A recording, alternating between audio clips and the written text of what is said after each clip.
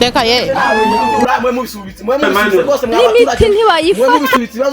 Yampaye nkaruhuza ndekwe turashize. No.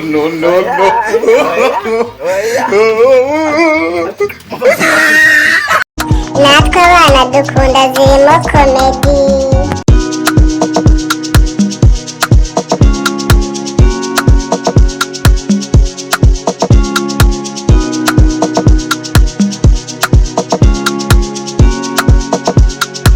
Nice keys on the beat.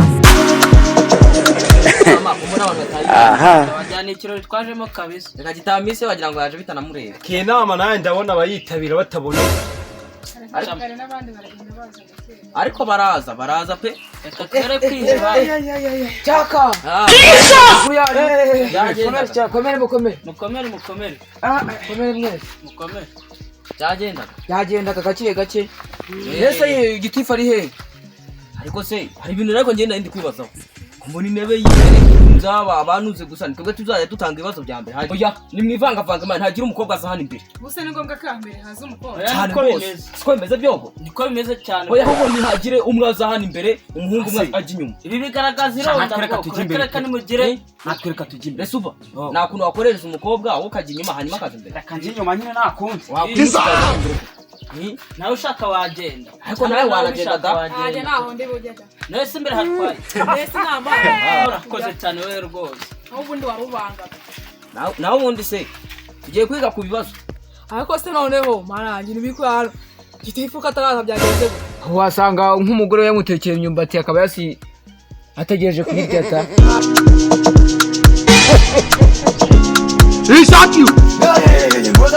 Turashize none. Ibibazo byaturembeje. Ariko no hagati aho mbaye naranica no ku ntebe. Ibibazo byaturembeje.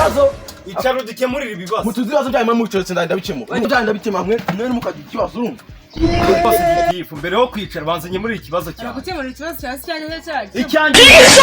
Icyanya kiri imbere. Kuko abantu babaye. Ikibazo cyanjye kiri imbere giti. Umva mutuje urumva. Ariko guranyumvira abandi. Oya ikibazo cyane rwose nicyo kiri imbere. Ariko butuje gato. Mwese muravugira rimwe wumva ibibazo nabikemura gute. Ariko nawe ujye ugaba. Mutuza cyane. Ngiye gwa ku murongo. Umuntu ufite ikibazo gikomeye. Ariko ni mwatuje. Mwe muravujyamo matuma giye magukana nkigenda. Mwanwenje kugira mujye musubira. Dore ku murongo. Wewe vuga ikibazo cyawe. Hapazu wiya. Uri kubyumva? Ndi gukumva ariko. Nikuta ngiye mutashyira muri view. Gisindo gusare nk'abantu. Ariko ubwo wafata umuntu ukiri ugifite amaraso mutawushyira muri view. Wowe ikibazo tuje cyo ndakijyaho. Urumva twaje atavuga ikibazo cyawe. Nanjye nicyo narindindiriye. Ariko rero wowe ugirwanye gututu gusa tayenda gwahirira mu byo gusa. Ese ndaseka si umwanya wanjye. Ngaho seka rero. Ahubwo gitifu nawe nukazi kudutuka nagace twagutoreye. Ngaho sayine vuga. Ikibazo ufite. Vuga ni. Mudugu je rwose nashatse umugore. Ariko amereye nabi pe. Ariko ngo tuvuge ko ikibazo cyakuzanya hanga kikakuraza ishinga ariko wowe ubwawe ubi inama yateranya hanga ariyo kuza kuvanga umugore wangu ngaragukubita hanyuma namushakiye kugira ngo ajya nyiriza ubusa icyo kibazo cyihorera hata wivuga ikibazo cyawe nawe Nge narambiwe. Nge papa za yasinze akankubita. ufite ikibazo cy'undi hanga haninde ufite ikibazo rwose ndagifite ngavuga ikibazo cyawe bose ngiye fite ni ikibazo cy'uburaya mvuginge ngo nanjye nibyo naringiye kuvuga rero Nawe wanze bikunda rero ntago woroshye rwose. ibyo buraya se reka somaho gake wambwa ubwo ryimo muravuga Yampaye nkaruhuza ndekwe turashize. ikibazo mufite ngaho ndabona mama murajujura muvuge Ariko njye n'imbere bahere bavuga nta kibazo kizima nigeze numva bavuga ibibazo byose bavuze byose birakwiye nta kibazo. ariko se ubwo urumva n'ikibazo cy'uburaya gipfuye Cyangwa nawe ujye ubikora.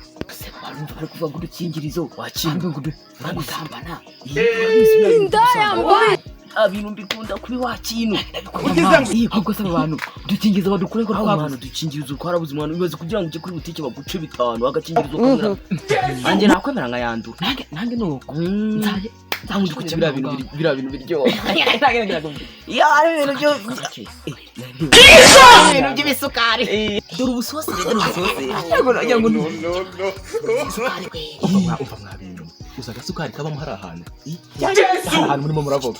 noneho Kandi hari ahantu nagoteweyo hari ahantu. Ahubwo se twabaye inshuti nta kuntu wandepana niba ari agakingirizo ufite nk'ikomera umuntu hari kiraya mu gitondo nabyutseho. Ariko nimuvuga gake abaturage batadushona. nawe uzi ko yashinze Mwe mucecetse dusubire mu nama mwana nabonaga muri kujujura mugabanya gasaku mwamuganya. Limiti ntibayifata. mbona gitifu yamye unamye hari arimo arashaka iki Marayi muratwaka mituweli da. oya ntabwo Genda wicara haranyura usisigisha. oya aba bantu nta mituweli batanze niyo mpamvu yarimo ndabaza bya mituweli Mituweli tugomba kuyitanga. ko yanyu nuzuye ko ntabikemura urigomba ni ibibazo by'abantu bakubitwa n'abagore babo n'abantu bashaka kujya muri VUP n'abantu bakubitwa na base babo basinze ibindi bibazo bindi mwe mwiparitse Umfasha. nyumvira di Reka mubwire. Abanza tubukingirizo. Ubukingirizo twigende. Ejo ibintu by'ubukingirizo n'uburabyo mu byibagirwa Reka rwose ibyo bihagaritse. aya rwose uratubangamiye. Twebwe niba tubukingirizo ariko n'abahungu ikibazo cyabo bavuze nico mu babukingira rwose ubukingirizo ntabwo bwemewe Erega na leta yarabivuze. mubukureho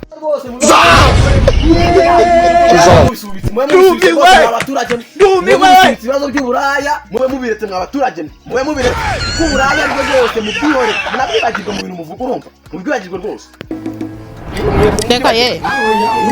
icyo kibazo rwose icy'uburaya mube mubiretse pe Mai uramenyera ako kantu ni kabi. Ese ko mbona mwe murashukaniza abantu Ngenda kubwiye ngo Satani ni ibiremwa by'Imana yashyizeho. Padipe turayigabana oya habaye iki ko ndi kubabaza Reka habaye njya kuzana amazi. mwe mutuye habaye iki ko mbona mwaranga y'imwe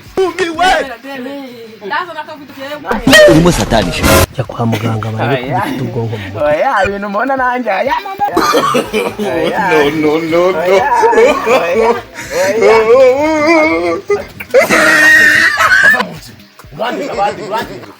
Ariko se giti.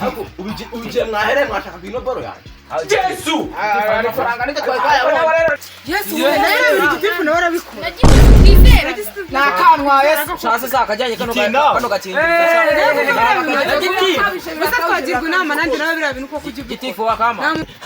ngo sinjya mbikora ariko mwabimaramo wumva ndabikora urumva mujya mubura kwikingira ngo murajya muzandure biriya birwara wumva njye ndabikora se mugire mw'abantu se ko mugire mw'abaturage Bamani giti. Wakatugabanye basi. izo mafaranga nakaguze Waduhereza koko. ahubwo mo muraninza ahubwo akaboro kanjye Basi watugabanyije koko. ahubwo kanigire mu kazi kanjye Aha. nakumira nkorera sabu like share na comment maze undemere